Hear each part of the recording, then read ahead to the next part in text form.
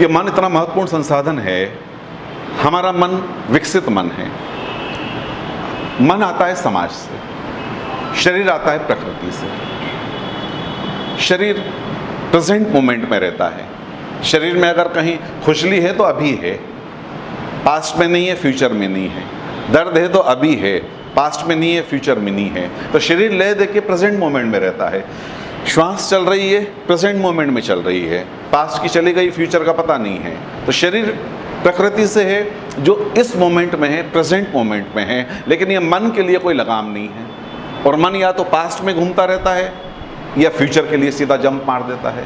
तो मन के बाबत हमने देखा कि मन हमारे ज़िंदगी के ज़्यादातर हिस्से पे अपना प्रभाव जमाए हुए है। प्रभाव जमाए हुए इस लिहाज से कि हमारा मन बड़ा विकसित हो गया है कि मन समाज से मिलता है।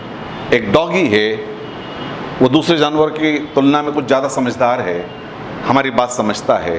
गाय है, वो कुछ ज़्यादा संवेदना के तल पे हमसे जुड़ी है। हम अकेले खड़े हैं तो भी हमारे पास आके खड़ी हो जाएगी। डॉगी है, वो देख लेगा कि हम दुखी हैं तो हमारे पास आके हमें किसी रूप में सहलाने की कोशिश करेगा या रिएक्ट करेगा वैसा संवेदनाओं के तल पे। उसका मन थोड़ा विकसित है। हमारा मन मनोमन ज़्यादा विकसित है। तो हम एक मन लेके आए हैं, लेकिन मन जो भी पाया हमने वो समाज में उसकी निर्मित हुई है। समाज उसकी दशा और दिशा तय कर रहा है, और समाज की स्थिति क्या है आप बेहतर जानते हैं। समाज में कितने तरह के तनाव हैं, प्रतिस्पर्धा है, कुंठाएँ हैं, भय हैं, भय पैदा किए जा रहे हैं। तो हमारा मन इस रूप में स्वस्थ नहीं है।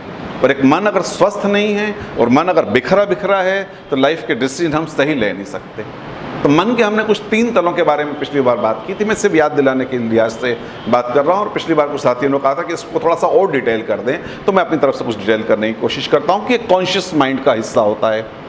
कॉन्शियस माइंड ये देख रहा है कि भाई आज कुछ नए लोग आए हैं, पिछली बार कुछ लोग नहीं आने पाए थे जिनके लिए ये बात रिपीट करना लाजमी है, और इतना वक्त हो गया है, और वगैरह वगैरह। ये मेरा कॉन्शियस माइंड देख रहा है। लेकिन मेरे जो विचार चले आ रहे हैं, जो भाषा रूप में बदलते चले जा रहे हैं, ये मेरे सबकॉन्शियस माइंड से आ रहे हैं, जो कॉन्शियस माइंड से 9 गुना बड़ा हिस्सा होता है, और उससे बहुत ज़्यादा गहरा बड़ा हिस्सा होता है अनकॉन्शियस माइंड का। सबकॉन्शियस माइंड नियंता होता है हमारी दिन भर की क्रियाओं का, जो भी हम डिसीजन ले रहे हैं उसका, जो भी हम क्रियाकलाप कर रहे हैं उसका। लेकिन अगर ये सबकॉन्शियस माइंड बिखरा हुआ है, सबकॉन्शियस माइंड अगर प्रदूषित है, तो हम कोई बहुत सही निर्णय नहीं ले पाते इस दिशा में। तो हमने देखा कि सबकॉन्शियस माइंड में हम बेहतर चीज़ों को जाने दें, बेहतर चीज़ें किन स्थितियों में प्रवेश कर जाती है। तो हमने देखा कि जब हम बहुत रिलैक्स्ड होते हैं, जब हम आराम की दशा में होते हैं, तब सहज हमारे सबकॉन्शियस माइंड के दरवाजे खुलते हैं। और आराम की दशा में व्यक्ति अमूमन तब होता है जबकि वो इजी चेयर पर बैठ के और कोई टेलीविज़न देख रहा होता है, कभी संगीत का आनंद ले रहा होता है, और उस दौरान उसके सबकॉन्शियस माइंड के दरवाजे खुलते हैं, और उसके साथ चाहे संगीत के साथ या कोई टेलीविज़न के प्रोग्राम के साथ जो चीज़ें जाना होती है वो उस रास्ते अपनी जगह बना लेती हैं। तो सबकॉन्शियस माइंड में क्या जाए, इसके लिए हमारे संस्कार तो बहुत शुभ रहे, आज चीज़ें बदल गई हैं, इसलिए नई चुनौतियां सामने आ रही हैं। पहले हम हर चीज़ को बड़ा शुभ से जोड़ते थे।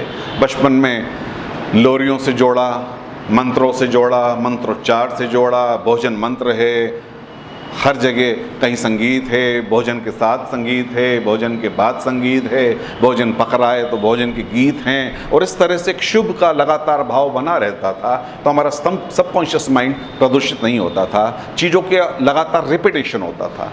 ये रिपीटेशन का हमारे यहाँ बड़ा आग्रह रहा, शायद वेस्टर्न कंट्रीज़ में इतना नहीं रहा, हमारे यहाँ बड़ा आग्रह रहा। आग्रह इस लिहाज से रहा कि हम गीतों को दोहराए चले जा रहे हैं, हम बातों को दोहराए चले जा रहे हैं, और बातें वो जो पहुंचाना ज़रूरी है अगली जनरेशन तक। हिंदुस्तान की संस्कृति में वाचिक परंपरा रही, लिखित परंपरा बहुत बाद में शुरू हुई। वाचिक परंपरा में नॉलेज एक पीढ़ी से दूसरी पीढ़ी तक ट्रांसफॉर्म हुआ, कोई बहुत अति बौद्धिक वर्ग द्वारा नहीं, सहज सामान्य मानवी द्वारा भी, जबकि गीतों के रूप में बातें आगे बढ़ती थी।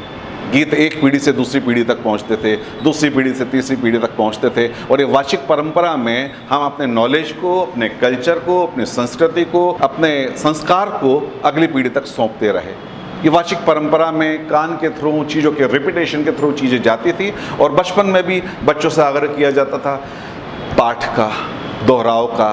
सारे हमारे धार्मिक क्रियाकलापों में, हर धर्म की, पर्टिकुलर धर्म की बात नहीं कर रहा, दोहराव पे आग्रह है, रिपीटेशन पे आग्रह है, बार बार चीज़ों के पुनश्चरण पे आग्रह है, चाहे वो कुरान की आयतें हों कि श्लोक हों कि कोई पद हों। बार बार चीज़ों को दोहराते दोहराते वो चीज़ें धीरे से सबकॉन्शियस माइंड में सरक जाती। और उसके बाद अगर उसका दोहराव भाव के साथ जुड़ के निरंतर रहता तो वो हमारे अनकॉन्शियस माइंड में सरक जाती है। और वो किसी चीज़ का रिपीटेशन, वो किसी चीज़ का सतत आवर्तन फिर हमारा संस्कार बन जाता, वो हमारे अनकॉन्शियस माइंड तक चीज़ पहुंच जाती है। तो ये बड़े सिस्टमेटिक इंजीनियरिंग के साथ किया गया उपाय हमारे यहाँ जारी रहा। अब उसमें चूँकि बाधाएं आ गई हैं, इसलिए उन बाधाओं को हम किसी रूप में फेस भी कर रहे हैं। ये सुझाव आपके लिए मददगार होंगे। इस लिहाज से हम देख रहे हैं कि स्व प्रबंधन, खुद के प्रबंधन में इन संसाधनों को हम संभाल लें तो बाकी चीज़ें अपने आप संभल जाएगी। मन की बिखराहट को अगर हम संभाल लें तो मन एक संसाधन के रूप में हमारे लिए साथ खड़ा रहेगा। मन को समझाना नहीं पड़ेगा, मन को मनाना नहीं पड़ेगा, मन को किसी रूप में चाबुक मार के चलाना नहीं पड़ेगा। मन खुद अगर एक रूप हमारे साथ होगा तो सहज संकल्प का रूप लेगा और हमारी सिद्धि में वो सहयोगी होगा।